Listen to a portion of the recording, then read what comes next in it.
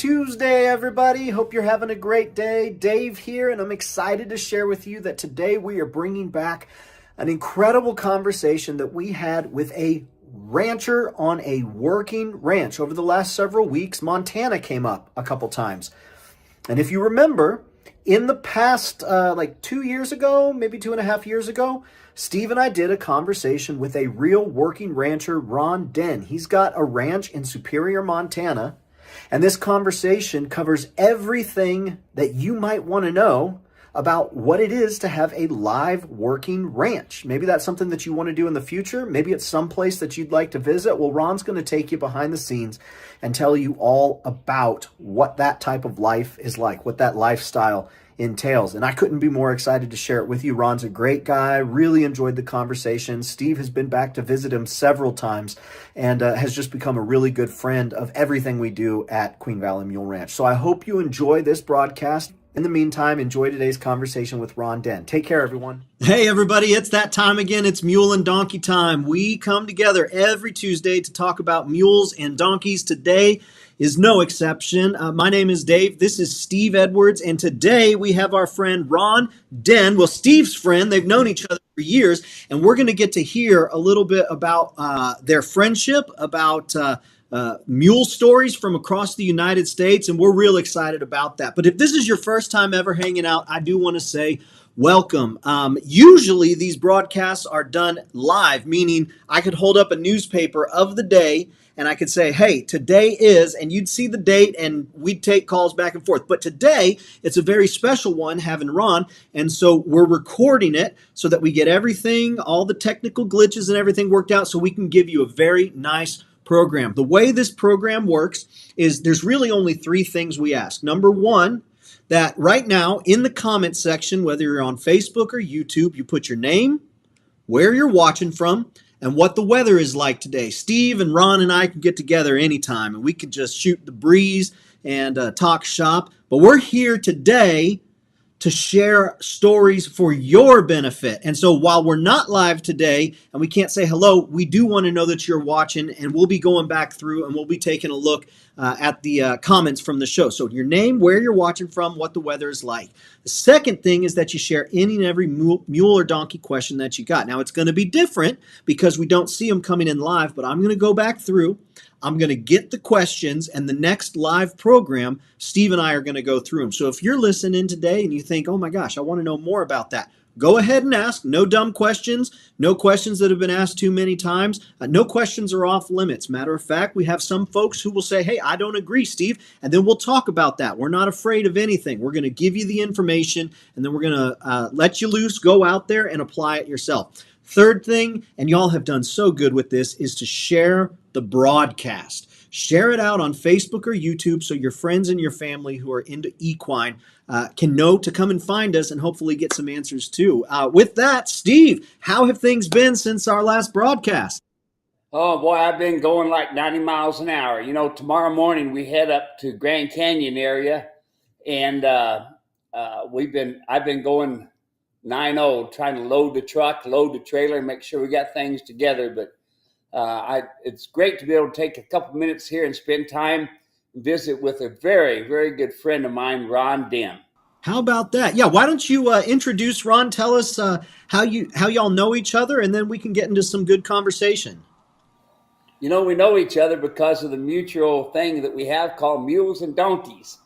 And I don't really remember how we really got together. Maybe Ron can remember, but it's been at least 15 years. And he's done all kinds of things when it comes to ranching and farming and hunting and guiding and packing. He's just all around knowledgeable guy. It's amazing. He was in Montana, and then his dad needed help in Minnesota at his ranch, his farm there. And then his dad passed away, and somebody come along and said, we want to buy your farm. And Ron says, that's okay. I want to move to Montana. Now I'm giving you the short version of it. So that's how this ended up. But while we were in Minnesota, Ron and I got to be very, very good friends, closer than family. and I got to know his family stuff really good. I called his daughter my granddaughter because I'm a little older than Ron, not much. Haha. Anyway, so anyway, we fished together and this sort of thing, which was great. But most of all, we spent time with mules and donkeys. And Ron has been the president of the Mule and Donkey Association there in Minnesota. But he also started the first mule and donkey program, or as part of it, in Montana. But he also took that knowledge and was in Minnesota and started a mule and donkey show there as well. So he's got all kinds of knowledge when it comes down to putting together shows, and he put together clinics for me, and he's all around guy.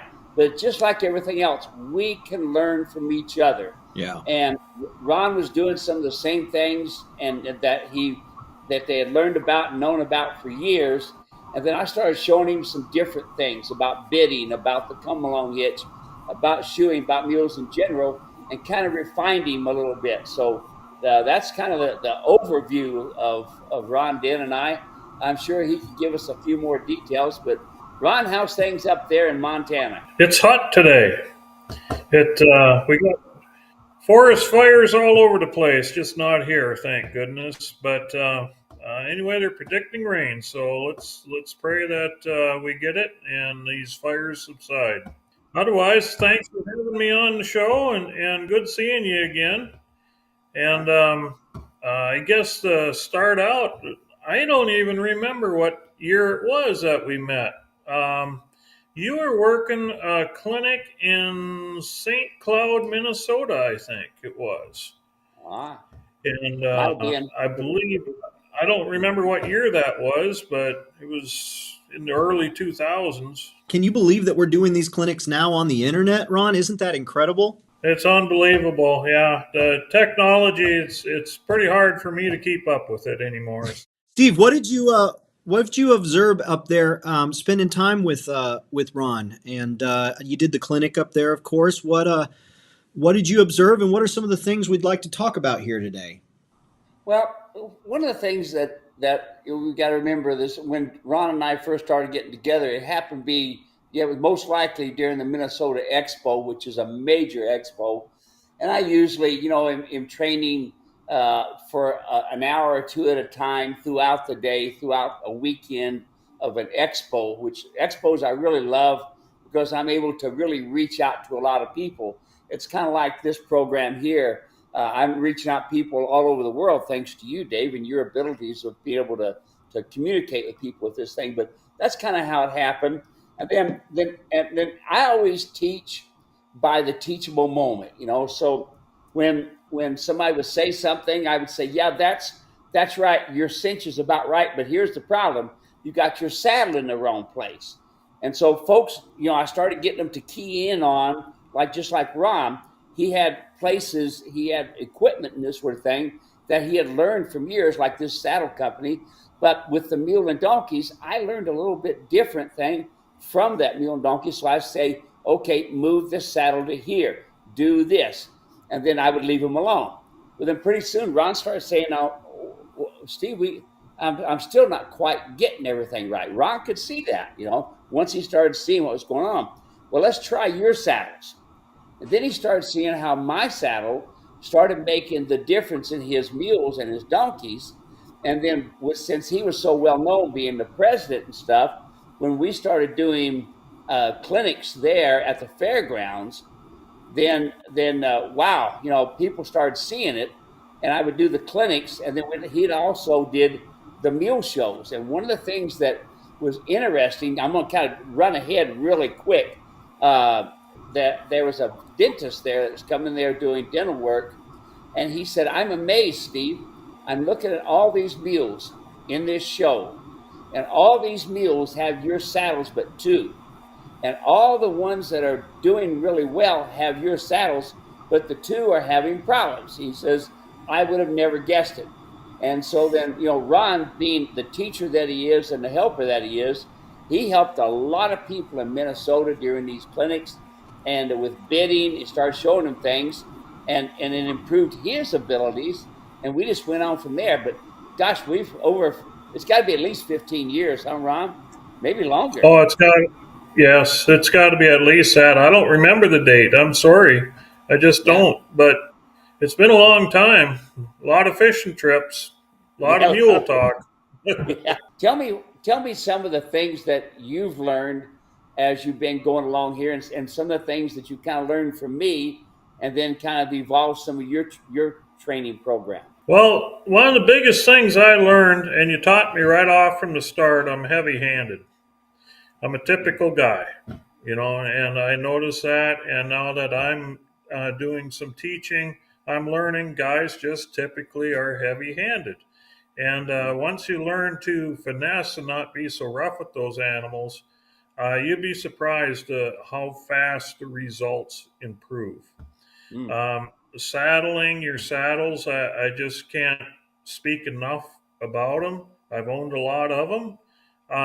Your techniques, your ideas, your thoughts, your teaching, I just really appreciate, and it's brought me light years forward from where I was.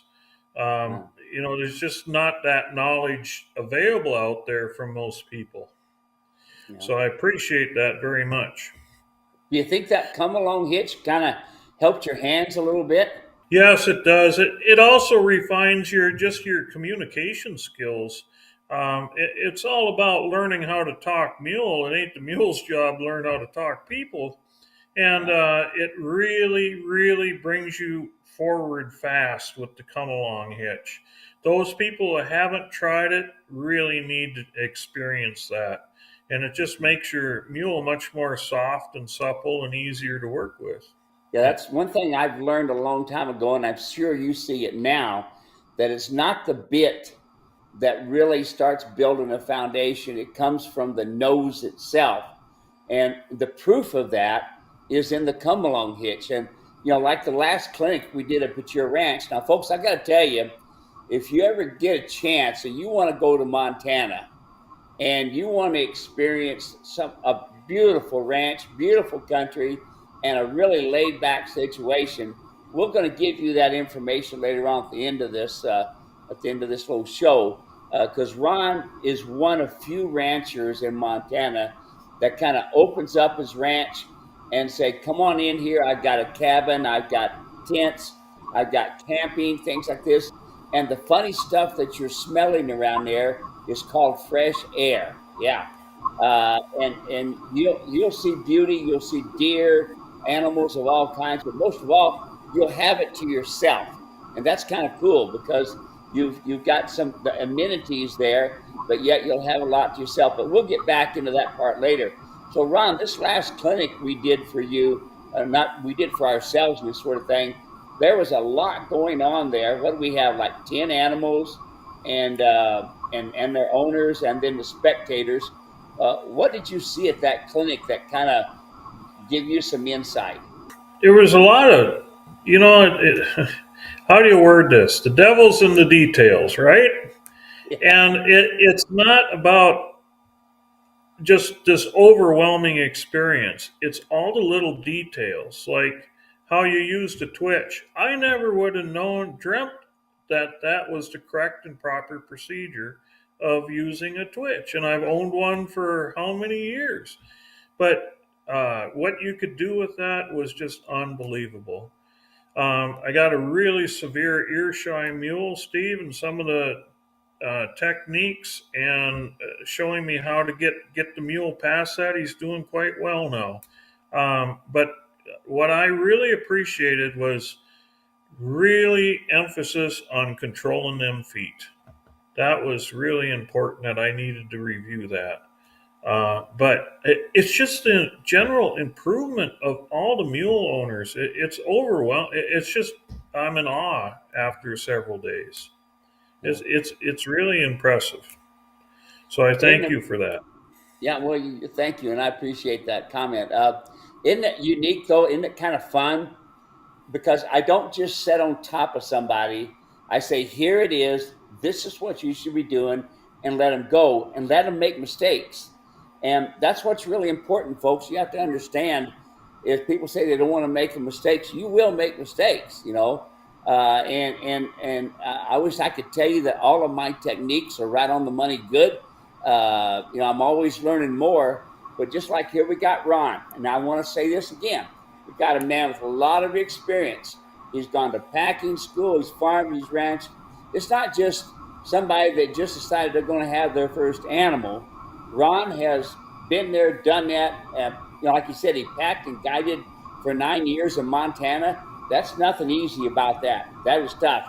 You got animals to deal with, you have people to deal with. But I want to say it this way here, that Ron still left room on his plate to learn more, okay? And didn't just say, nah, my way is it. I respect that with Ron and other people like him. But Ron can also see not just improvement on himself, but just like in Minnesota when we did clinics, people that he's known for years. Tell us about that, Ron. Some of the differences that you've seen. Oh yeah, it's after a few clinics and they see actually apply some of your not only uh, saddles and a lot of your techniques. They're just go to shows and clean up. I mean, it's unbelievable the changes that I have seen over the years. When I first started guiding, you always figured those mules, they're going to get you. They were just kind of, we used to call them snaky. But the quality, the breeding, the genetics, the desire to get this refined animal, it's unbelievable how the mule industry has changed so much. It's just a kind of a privilege to see it and experience it. Uh, it- Going to some of your foundation training, to using the martingale, bidding, all this is just really helpful. I think, of course, everybody's got their own style, but building the foundation is the most important. Yep. And, Yep. and you do that with the mules and people, so it's great. It's really good. Well, it's fun to see the people make the changes. And then when they make changes, just a simple matter of moving your hand, like you said, the heavy handedness, simple matter of moving your hand, how it makes such a difference to the mind of that mule, and how you could take 1,000 pounds with just a little bit of touch of your hand on that come along rope, and it makes such a difference in their minds. Did you learn anything? You were talking about the twitch. Kind of tell us what you saw there in that twitch when I was teaching on that. It was quite remarkable. You got this animal, and obviously the adrenaline is going a little bit in you and your mule or donkey or whatever it may be. But the release of the endorphins with the way you pump the twitch was just remarkable. So I thought, you know what? I'm going to try it with my hand once and just see the response. And after you've used the twitch a few times, all you have to do is grab that mule's nose and pump it with your hand. And you almost, not quite, but you almost get the same response. They just almost crave it after a while and they relax and it's easier for them to work with. I really liked seeing that. The truth of the matter, I hope more people um, continue forward with that, because if you don't need to use drugs on your animal, why would you want to? When it's something just this simple of a technique works. Not for everything, but for some of the more simple situations, uh, you don't need to go any farther once you learn how to do it.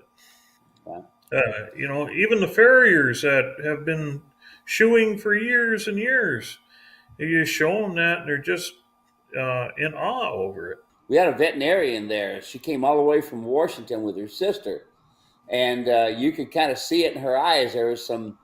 I wonder what's going to happen here next. And then when she saw me use that twitch and saw how I was making that mule so relaxed, and then I told her, I said, I've stitched and I've castrated a little bit of everything doing this. And she says, I've seen the twitch before, but people always just squeezed it and held on to it. Didn't think about creating natural endorphins. And that's exactly what you do. You open and close your hand, and that twitch is on the nose, and it just makes them quiet and relaxed. Isn't it amazing how their head was dropping, their eyes get all big and brown? Hmm. Yes, it was. Yeah, they just relax, lower their head. You're exactly right. Yeah, Um, it was kind of impressive to see how it's supposed to be done. yeah, yeah. That there's tricks to everything, and it's nice to learn a few of them. It's a Yep. real nice tool to have in the toolbox. Especially when you got one that you got a shoe and that's being a problem with the back foot, or you got to do some dental work or some vet work and this sort of thing. That twitch really is just makes these mules and donkeys happy. Uh, One of the things I've learned from a lot of these veterinarians, and as I've talked to them and this sort of thing, they're used to using drugs. Okay, that's what they teach in veterinarian school and this sort of thing. But when I taught how to use that twitch or even the come along hitch too at the same time, it's amazing the communication value and the control that you have over that 1,000 pounds. It's really a lot of fun. Well, I'm glad that was a useful tool for you. And since you've used them over the years, you've seen them used in all kinds of ways. So how did you used to do it? Put a rope on, drill a hole in the end of an axe handle, and tie a rope to it. Make the loop, and then twist it around their lip. And it was a battle from the beginning to the end. Yeah, and they called it a twister too. Yeah, Yeah, yeah, yeah. Yeah, you hoped you survived it, and the axe handle didn't hit you. yeah.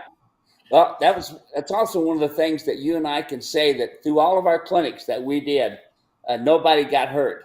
You know, No. uh, and that's really important. I'm very safety oriented, and I know on your ranch when you have people come over that you're looking at their safety. You want to teach them safety because so many people kind of have the Mary Poppins idea: put a little sugar on it, it'll be good.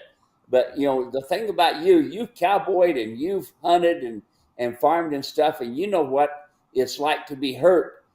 So, folks, when you go to see Ron and you go to see his ranch and you go to working around those animals, and you're going to one of the first things he's going to teach you is how to be safe around these animals. And the other thing, folks, I want to give you a little bit of farmer or rancher etiquette: is you never ask a cowboy, rancher, farmer how many cows he's got. You're asking how much money he's got in his wallet. How many acres have you got? You're asking how much money has he got in the bank, so you never ask that. It's okay to say, have you got mules and horses there and cattle? Yep. But that rancher is never going to say, I've got 10, 15, or 10,000. It's not going to happen. So there's a little etiquette for you when it comes to mules and donkeys. So when it comes to shoeing, and trimming and this sort of thing, you've probably done a lot of that over the years. Yes. Yep. Yeah, Sure have. Do a lot of it myself. Yeah. yeah, yeah. I do We had the a fit. As I'm getting older, I do the one hoof a day program though. Yeah, yeah, yeah, yeah. We learned a lot about contracted heels, and this sort of thing this time, huh? Yes, we did. And it was very, very nice. Uh, we definitely have some animals that do have contracted heels, and it contributes to a lot of issues, including thrush at times too. So it's really good to get that hoof spread out just a little bit, and twisting the shoe was just beveling it just slightly was really a good way to do it. And you've taught me that these last few years, and I've been practicing it, and it does work. Yeah, it's Um, important. If you got no wheels, you got no car. yep, that's right. Yep, Yeah, and that donkey hoof just goes right on in a lot of them mules, and the only way you can do it is correct it the best you can. yep, that's right. So Now, do you have any other cowboys there or cowgirls helping you out on the ranch? just the wife right now. That's Yeah, that's it. Um, we don't. Our kids are coming to visit, and the guest ranch is getting booked up, and so I don't. I'm a one man army right now. okay, that's So one thing. Yeah, that's one thing I wanted to point out to you folks. is that when you go to his place, and not only you're going to be awed by the beauty, but it's going to be one on one. I mean, you're going to learn the real thing, you know. And this guy can cook. He Dutch oven cooking, smoking, and this sort of thing. It's just absolutely out of this world. I wanted to jump in and ask you, Ron, what type of a nutrition program do you have going on for your animals? How are you managing that? What have you found as far as the amount of feed? What feed has wound up working well for you? And how have you gone about putting that feed and nutrition program? That's something that a lot of folks ask, is they want to know about feed and nutrition. So what have you been finding successful and has worked well for you? In different areas, you have different situations.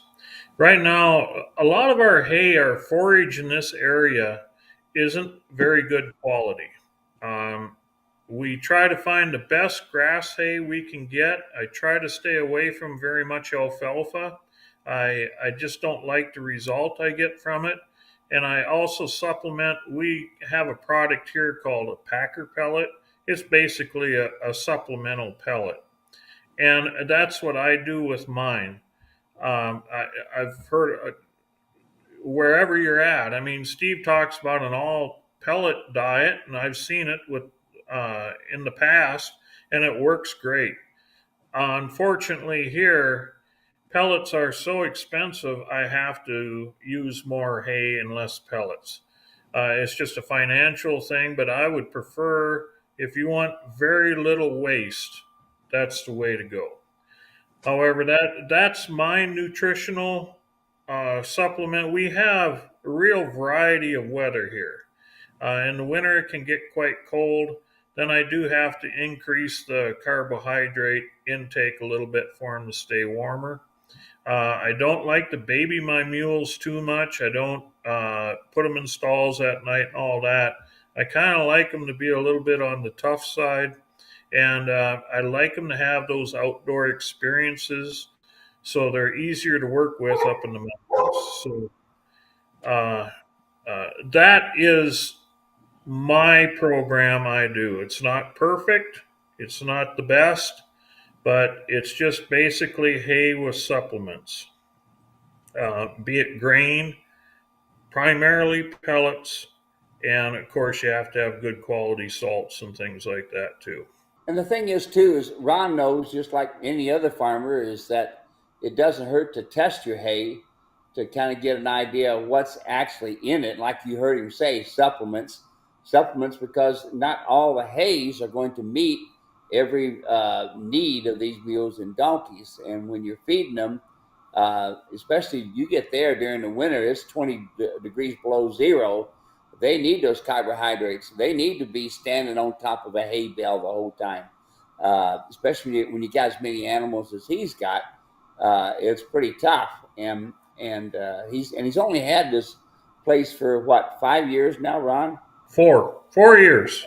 Yeah. So I mean, he's still building. He's still putting programs together. Still got some work on his barns and corrals, things that he's going to be doing. So the thing about it is, you do have good gentle animals to be around, and that's really important. What have you found as far as stalls and quarters? We talk a lot about keeping them separate, and some folks that's a possibility. Some folks, they don't have the quarters to keep them separate. What have you found works well for you, for your animals? And how does that work out? Do you find that you have to work them every single day, or can you let some days go in between? I'm just curious what that looks like for you on a working ranch. Unless you're really working hard, I would prefer not to work them hard every day. Maybe 3, 4 days a week would be about it. And if you're training, it's all about less is more. You don't want to spend 5 hours training 3 or 4 days a week. I don't think you are going to get overwhelmed, and your animal will be too. What I like to do is get them off into smaller groups Or if you can't do that, I like to mix them and put just one or two in a pasture by themselves. I don't like to have the whole herd together all the time. Unfortunately, we had an issue where I had to put them all back together. But when I'm working with them, I don't want them all running together. I want them off in a small corral by themselves. I got some small round pens, and that's what I keep them in. I find that they're more responsive, easier to train. They're not worried about who's going to fight who to do what or who's going to bully who. You can just go right work with them, and they just learn quicker. So that's my experience. I mean, in the winter, I'll push them all together. It's just simply it's a water situation, a feed situation, Mhm. and they can go off and be mules for a while. Yeah. My problem with it is I got something called elk here, and elk love to eat my hay, and so I just keep them all in one corral where the elk have to struggle a little harder to hop in there and eat the hay.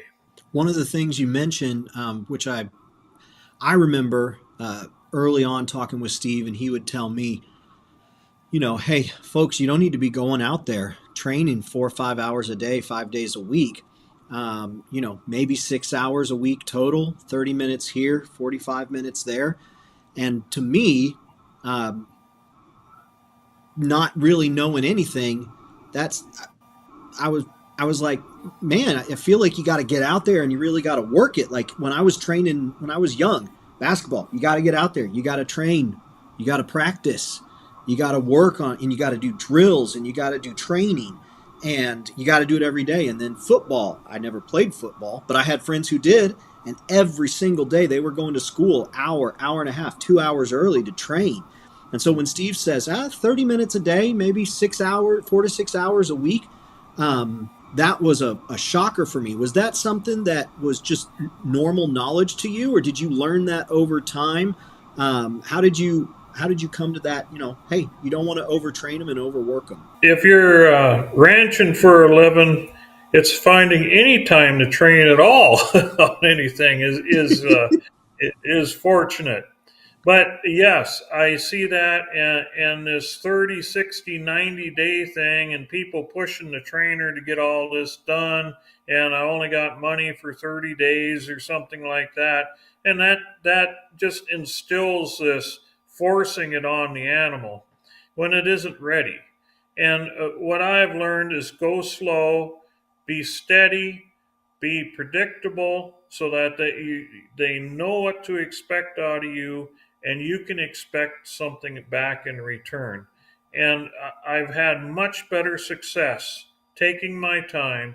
That right, 3, 5, 6, 8 hours a week, maybe at the most. And I think you gain more by doing less. This pound them, pound them, pound them, pound them. After a while, you start noticing a little rebellion in there, and it's basically just mental overload. I feel they can't handle it. They got to be a mule once in a while too, and so that's been my experience. Out where you're at, I would imagine that you're not really close to veterinarian, not really close to maybe some animal health professionals, farriers, etc. For someone who finds themselves either in a situation where they're far away, and so getting someone to come out and doctor on their animal is a challenge, or you know, may want to learn to do it themselves. I reckon you've had to learn to do it yourself. What's some insight that you could provide, or just from your experience, to encourage them and say, well, this is how it worked for me? Because that's one thing that I think intimidates a lot of people, is the idea of doing their own shoeing, whether it's corrective or otherwise, is doing their own, medication and shots or ointments or whatever the case might be. What's some insight that you'd give those folks, because that's the reality you live in. Yeah, the reality is, my veterinarian has to drive 2.5 hours to get here. I talk to your veterinarians. I am no veterinarian, don't claim to be, and really don't want to be. And the truth of the matter is, I have a pretty broad first aid kit for my animals. It was designed by a veterinary friend of mine, and I have that on hand at all times. Basically, it's even got a few antibiotics and things like that. And I really strongly recommend talking to your veterinarian about it. As far as hoof care goes, um, when you have your farrier there, or maybe you want to learn how to do it yourself, everybody should be able to put a shoe back on if you lose a shoe. That's my opinion. You don't have to be an expert, but you do have to be able to get by. Some people carry boots and things like that if they throw a shoe, but it's just not the same. By doing some of it, at least some of it, yourself, you start understanding that hoof, and you start understanding some of the problems that come in with improper or no hoof care, and some of the issues and from feed. A lot of it has to do with feed. I had a thrush incident this spring that Steve was more than happy to pick on me about, and I had it coming. But you start learning these things, and you start learning the parts of the foot and what good should be. You need to learn what good is. And the only way to do that is you got to get your hands dirty. Yeah. And that's what I highly recommend. You got to learn your hoof angles, what a white line is, the sole, how much sole is good, and what how much you take off, things like that. And there's a lot of farriers that'll help you. There's a lot of information. Steve has a lot of good information on it, and I just highly encourage you, even if you never do it again, have someone teach you how to drive a couple nails in a horseshoe. It's just really important when you're on the trail, somewhere where you don't have help, you can get by, and that's what it's about. So you got that working ranch there. Do you wind up getting a chance to ride very often? Me or people? You. I just had a gentleman here from Alaska for 2 weeks and teaching. He wanted to learn packing. And I said, to be a good packer, you got to learn how to ride first. And that was 2 intense weeks of riding and packing. My arthritis hurt in spots that never even hurt before after we were done. And we become really good friends over this now. And I spoke highly of, you need to really participate in some of these mule clinics we're doing. And I know he'll be here. So, but it was great. Yes, I do take people out on trail rides if I can, weather provided. And I enjoy it very much. I like working cattle with my mule. I really enjoy doing that. Ranching with the mules is a lot of fun. And things are changing there too. And I'm one of the few that'll go do it anymore. Most of them are four-wheelers and motorcycles and side-by-sides. So if you're going to go work cows, you better get your mule used to a four-wheeler coming roaring up behind you and hitting the brakes real fast, because it's going to happen. Except for on his outfit. He won't have one of them four-wheelers around his outfit. Nope, I won't. I want to tell you. You want to go see the ranch, you got to get on the saddle. There you go. I'll tell you, it was a few years ago. Steve and I Steve and Susan were down there, and I took my family to the Andrada Ranch. Steve talks about it down there with Randy. And my boys, this was 2019, I think. So my boys were 4 years younger. Well, at that time, the oldest was 7 years old. Then the next oldest was 5. And then the youngest He was, 3 years old. And so the first day we did all filming, and we filmed the mule saddle training course, mastering the saddle. We did some other supplemental videos, but the second day was when we got to kind of recreation and ride more. Well, the littlest one, he didn't want to get on the mule. He didn't want to have anything to do with it.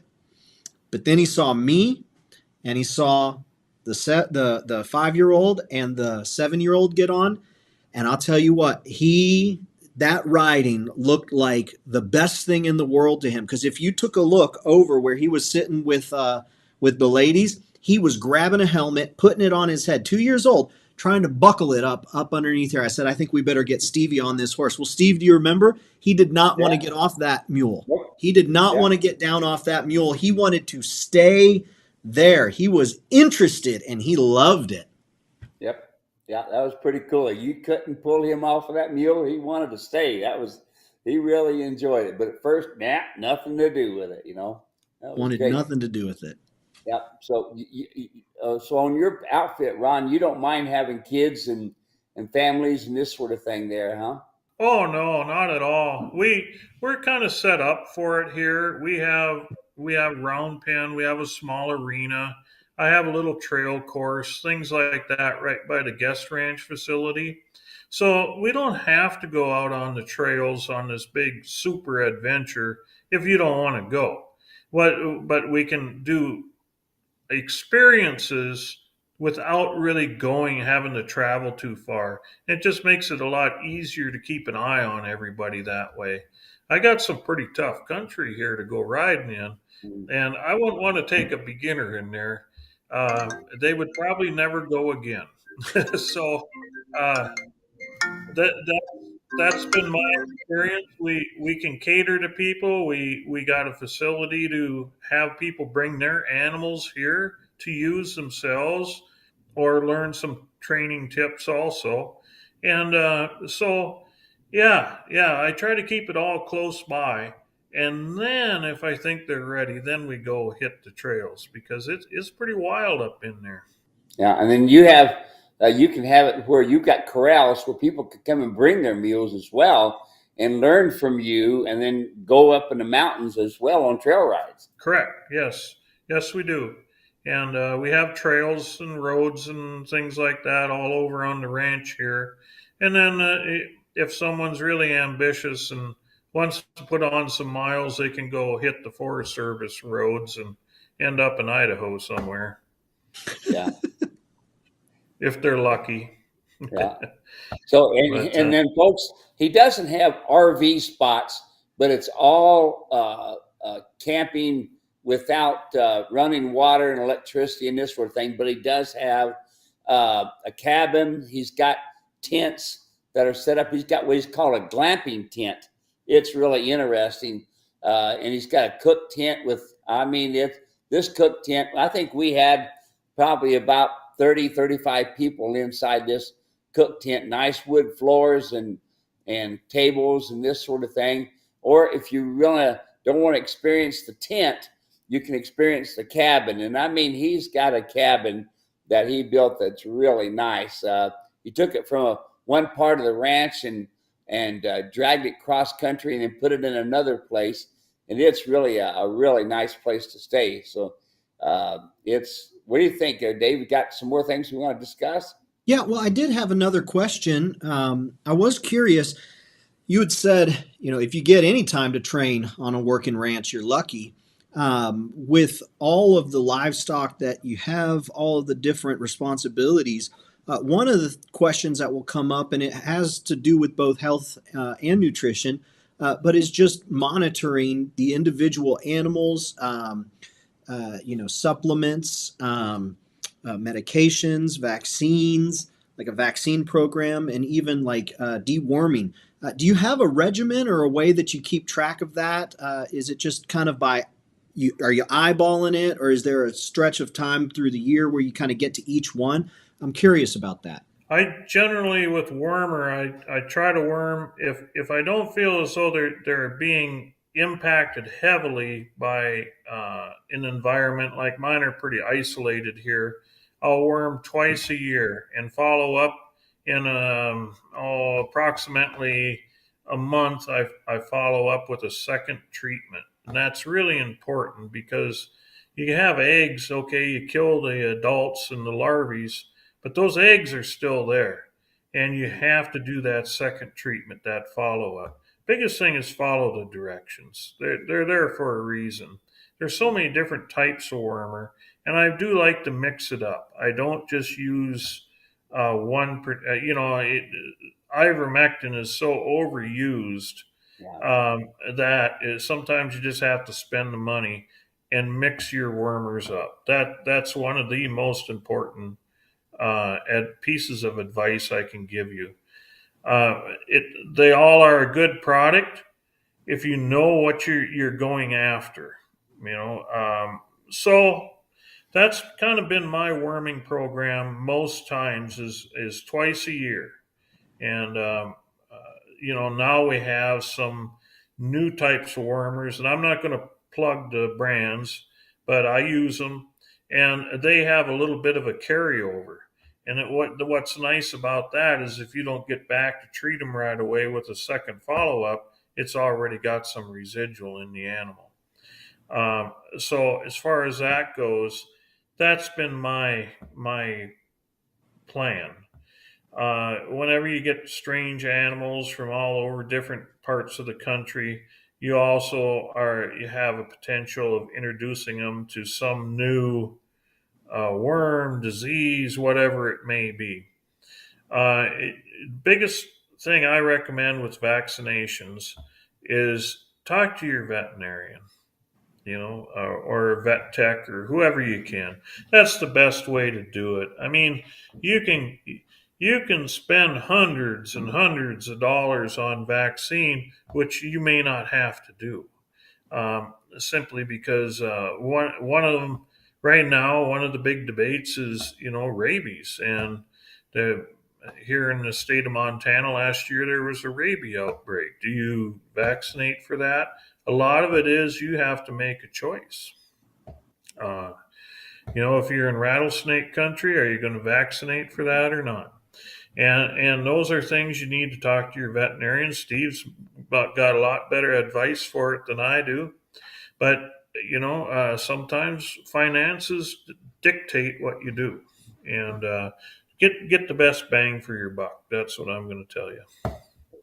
One of the things I'm going to say is, you also have to determine, are you dry lotting your stock or are they out on pasture? And a lot of experience I've had with pasture is you better know your pasture very well. A lot of times it's a mistake just kicking them out and forgetting about them. You're going to have nothing but hoof care problems. You're going to have fatty pockets where there shouldn't be fatty pockets. Feel the crest of their neck and in their on their backs, and all of a sudden you're going to get these big bulges starting to show up. Well, maybe you need to do something different with your pastures. And Steve is a much better information than I. However, you really have to monitor that close because these animals are efficient. A donkey is made to eat anything that'll stick you and stab you and get fat in a gravel pit, they say. And it goes into your mule too. So keep that in mind. I was going to ask you, we've talked a little bit about care for the animals. I think the last thing I want to ask is about, I would imagine you've got tack. You've talked about having some saddles. We talk a lot about leather and just the upkeep that leather requires, oiling and whatnot. In the volumes that, maybe you're talking about in the little windows of time that you have, any insight into upkeep of tack and equipment and leathering and just making sure that your tack is ready to go and your saddles are in good working shape? I'm interested. Well, Steve and I will go around circles on this. Steve loves beta, and I'm still a traditionalist. I like leather. But the problem with leather today is our leather quality isn't there like it used to be. We don't have the leather manufacturers. We don't have the people that really are getting good quality stuff in. Well, Steve's saddles, a lot of them are leather, and they're good saddles. Now, I don't know where they're getting it from, but they're doing a good job. But my experience is if you don't want to clean it, then go with your synthetic products. You have to oil those saddles. You got to take care of them. If you got leather, I love the feel of leather, unless it's raining out and it's really soaking wet. Then I don't like the feel of leather because you got a wet butt all the time. But with that being said, if you don't want to take care of your leather, or if you feel as though you can't lift this heavy leather equipment, basically a leather saddle is going to weigh up pretty heavy. Then you better start looking at the synthetic products. As far as like the harness, I loved Beta on harness. Anything that I'm using a lot, like Steve's Martingale, Beta's the way to go. It's just so much tougher, durable. It stays soft and supple. Biothane has its place also. It's a little stronger, a little tougher, stiffer in a lot of cases, but there's a place for both of it. But it's a personal choice. Well, this has been a lot of fun, Ron. I really appreciate you taking time. I know Steve. I was just telling or thinking to myself, we just about got through this entire recording without any technical difficulties, and wouldn't you know it, right here at the last second, Steve's internet goes out. He just sent me a text message, says, Dave, it looks like I lost the internet and I'm not going to get it back. So I just want to say thank you so much for taking time. Really interesting hearing your story, hearing a little bit about what it's like day in and day out. Any final thoughts or anything else you'd like to share? Well, my final thought is I encourage those who